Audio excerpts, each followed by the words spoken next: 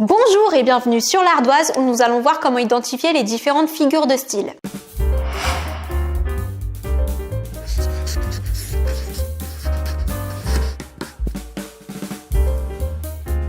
Une figure de style, c'est un procédé qui va consister à rendre ce que l'on veut dire plus expressif, plus convaincant, plus poétique, plus séduisant, etc. Elle est souvent utilisée dans la littérature mais également dans le langage courant. Une figure de style permet tout simplement de créer un effet sur le destinataire. Nous allons d'abord voir les figures par analogie qui permettent de créer des images. Nous allons commencer par la comparaison. Elle établit un rapport de ressemblance entre deux éléments, le comparé et le comparant à l'aide d'un outil de comparaison. Comme, ainsi, plus que, moins que, etc. Par exemple, ce jeune homme est beau comme un Apollon. Le jeune homme, ça va être le comparé, et un Apollon, ça va être le comparant. Et comme est l'outil de comparaison. On est donc bien face à une comparaison parce que le jeune homme est comparé à un Apollon avec un outil de comparaison comme. Passons maintenant à la métaphore. C'est tout simplement une comparaison sans outil de comparaison. Elle consiste à rapprocher deux éléments pour en faire ressortir une ressemblance. Par exemple, cet homme est un dieu. Ici, on est bien face à une métaphore parce que c'est une comparaison, seulement il n'y a pas d'outil de comparaison. Parce qu'on aurait pu dire cet homme est semblable à un dieu et dans ce cas-là, ça aurait été une comparaison. Mais comme il n'y a aucun outil de comparaison, on est bien face à une métaphore. Ensuite, il y a la personnification. Elle attribue des comportements humains à une idée, une chose ou un animal. Par exemple, les arbres gémissent sous le vent. Ici, on attribue bien un comportement humain qui est de gémir aux arbres. Et enfin, il y a l'allégorie. Elle permet de représenter une idée abstraite par une image concrète et parlante. Le plus souvent, on utilise un animal ou une chose pour représenter cette idée abstraite de manière concrète. L'allégorie repose aussi souvent sur des symboles et des idées partagées.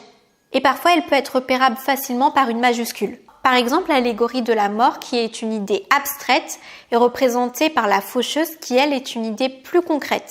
Ensuite, il y a l'allégorie de la République, qui est représentée par Marianne, l'allégorie de la paix par la colombe, et l'allégorie de la liberté, qui est représentée par le tableau de la liberté guidant le peuple. Passons maintenant aux figures de substitution. La métonymie remplace un terme par un autre terme qui entretient avec lui une relation évidente ou logique. Boire un verre au lieu de boire du vin. Ou par exemple, lire un Voltaire au lieu de dire lire un livre de Voltaire. Ensuite, passons à la synecdoque. C'est une sorte de métonymie, mais elle consiste à désigner la partie pour le tout ou le tout pour la partie. Par exemple, la partie pour le tout, les voiles au loin, au lieu de dire tout simplement le bateau au loin. Ici, on a tout simplement désigné une partie du bateau, donc les voiles, pour désigner tout le bateau. Ensuite, il y a aussi le tout pour la partie. Par exemple, la France vient de gagner au lieu de l'équipe de France vient de gagner. On a bien désigné ici le tout pour la partie. Passons maintenant à la périphrase. Elle consiste à remplacer un mot par plusieurs mots. Par exemple, le président de la République au lieu de dire tout simplement Emmanuel Macron. Ou encore la ville lumière pour désigner Paris.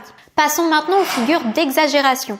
Il y a tout d'abord l'hyperbole. Elle consiste à utiliser des termes exagérés. Par exemple, je meurs de faim. Ensuite, il y a l'anaphore. C'est un mot ou une expression qui est répétée en tête de phrase ou de vers. Il y a aussi l'accumulation. C'est l'énumération plus ou moins longue de termes. L'effet recherché ici, c'est l'excès et l'amplification. Par exemple, des verres contenaient des liquides rouge, jaune, vert, brun. On est bien face ici à une accumulation. Ensuite, il y a la répétition qui consiste tout simplement à répéter plusieurs fois le même mot. Par exemple, la terre était grise, le blé était gris, le ciel était gris. Ici, il y a bien une répétition du mot gris. Ensuite, passons à la gradation. C'est une énumération de termes organisés de façon croissante ou décroissante. C'est un roc, c'est un pic, c'est un cap. Que dis-je? C'est un cap, c'est une péninsule. Ici, on est face à une gradation qui est croissante. On peut dire une gradation ascendante, qui est l'inverse de la gradation descendante. Le parallélisme, c'est une figure de style qui consiste à juxtaposer deux groupes de mots, deux phrases ou deux vers construits sur la même syntaxe, donc sur la même construction. Cela va suivre le schéma AB-AB. Par exemple, j'ai tendresse pour toi, j'ai passion pour elle. Cet exemple suit bien le schéma AB-AB. On est donc face à un parallélisme. On passe maintenant aux figures d'atténuation. Commençons par l'euphémisme qui consiste à atténuer l'expression d'un sentiment ou d'une idée pour ne pas choquer ou pour ne pas déplaire. Par exemple, dire « il nous a quittés » au lieu de dire « il est mort ». Si ça permet de moins choquer, on est donc bien face à un euphémisme. Passons maintenant à la litote qui consiste à atténuer la réalité en utilisant le plus souvent une tournure négative. La litote permet de dire moins pour en suggérer plus. Par exemple, ce n'est pas faux pour dire qu'une chose est vraie, ou dire ce n'est pas complètement idiot pour dire que c'est intéressant, voire excellent. Parlons maintenant des figures d'opposition. Commençons par l'antithèse qui permet de montrer l'opposition très forte entre deux termes à l'intérieur d'un même énoncé.